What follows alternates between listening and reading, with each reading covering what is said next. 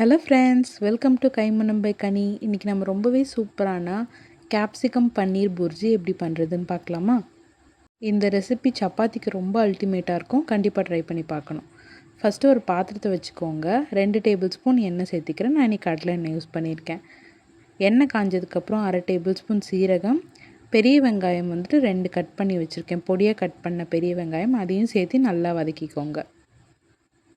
பெரிய வெங்காயம் நல்லா கலர் சேஞ்ச் ஆகி வதங்கணும். உங்களுக்கு டிரான்ஸ்பரண்ட்டாக இருக்கும் இல்லையா வெங்காயம், அந்தளவுக்கு வதங்கிக்கணும். ஒரு 2லேருந்து 2.5 நிமிஷம் நல்லா வதக்கிக்கோங்க.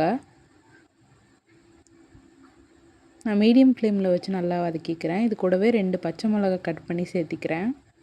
இந்த ரெசிபி கொஞ்சம் ஸ்பைஸியாகவும் இருக்கும், அதே நேரம் கொஞ்சம் க்ரீமியாக அந்த டேஸ்டியாக இருக்கும் உங்களுக்கு. இது உங்களுக்கு சப்பாத்தி கூட நான் கூடலாம் ட்ரை பண்ணும்போது ரொம்ப அல்டிமேட்டாக இருக்கும். இது நல்லா இந்த மாதிரி வதக்கிக்கலாம்.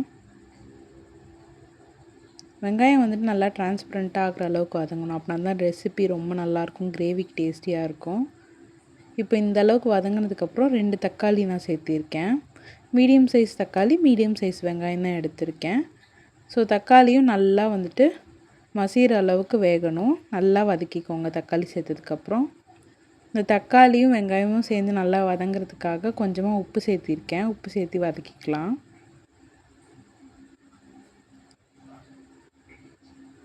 இப்போ நம்ம கேப்சிகம் சேர்த்திக்கலாம். இந்த அளவுக்கு வதங்கினதுக்கப்புறம் நான் 2 குடமிளகா எடுத்திருக்கேன். சின்ன சைஸ் தான் குடமிளகா 2 எடுத்திருக்கேன். அதையும் சேர்த்து நல்லா வதக்கிக்கலாம்.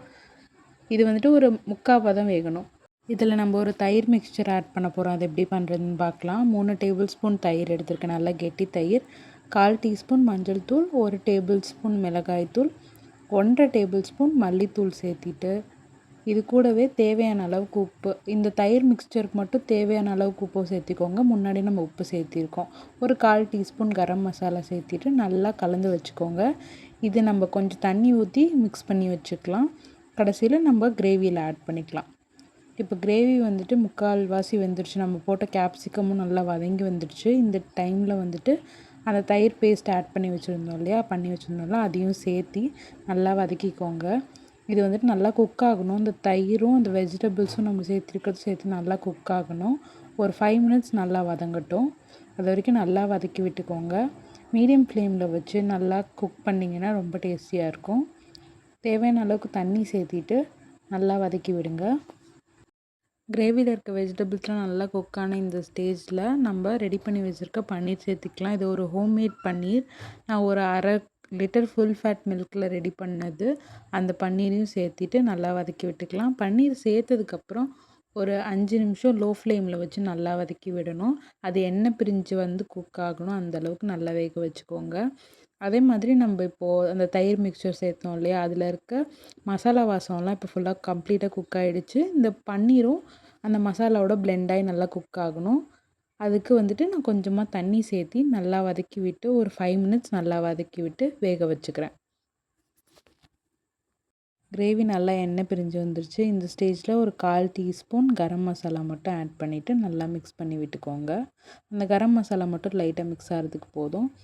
அவ்வளோதாங்க, நம்ம சூப்பரான கேப்சிகம் பன்னீர் பூர்ஜி ரெடி ஆகிடுச்சு. இது கூடவே ஒரு 1/4 டீஸ்பூன் பட்டர் மட்டும் சேர்த்துக்கிட்டிங்கன்னா அந்த ஃபினிஷிங் டச் அந்த பட்டரோட அரோமா சேர்த்து ரொம்ப சூப்பராக இருக்கும். கண்டிப்பாக ட்ரை பண்ணி பார்த்துட்டு எப்படி இருந்துச்சுன்னு எங்கள் கூட கமெண்ட்டில் ஷேர் பண்ணிக்கோங்க. இந்த ரெசிபி உங்களுக்கு பிடிச்சிருந்தா கைமணம் பை கனி சேனலில் லைக், ஷேர் அண்ட் சப்ஸ்கிரைப் பண்ணிக்கோங்க. அதோட இந்த ரெசிபியும் கண்டிப்பாக ட்ரை பண்ணி பாருங்கள். இந்த ரெசிபியில் யூஸ் பண்ணியிருக்க இன்க்ரீடியன்ஸோட டீட்டெயில்ஸ் எல்லாமே நான் டிஸ்கிரிப்ஷனில் கொடுத்துருக்கேன். வேணுங்கிறவங்க செக் பண்ணி பாருங்கள். தேங்க்யூ ஃபார் வாட்சிங் த வீடியோ.